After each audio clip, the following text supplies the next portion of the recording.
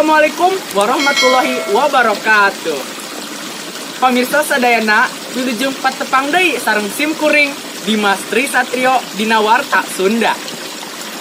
Sim kuring bade ngadugikeun warta anu parantos disiapkeun ku redaksi.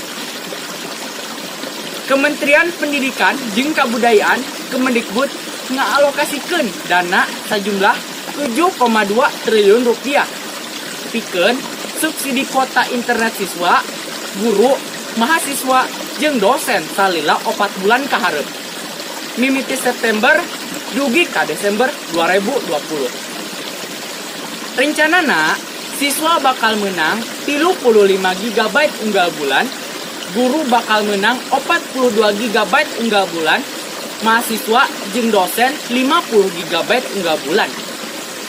Salian ti eta, Kemendikbud oge ngaalokasikeun dana sajumlah 1,7 triliun rupiah pikeun nu nampa tunjangan profesi guru jeung tenaga atikan, dosen, serta guru besar.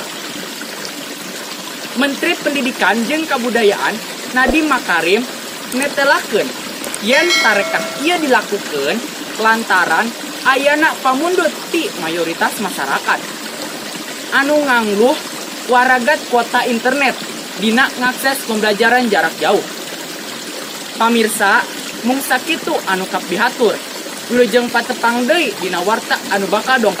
Amit mundur, amit mungkur. Assalamualaikum warahmatullahi wabarakatuh.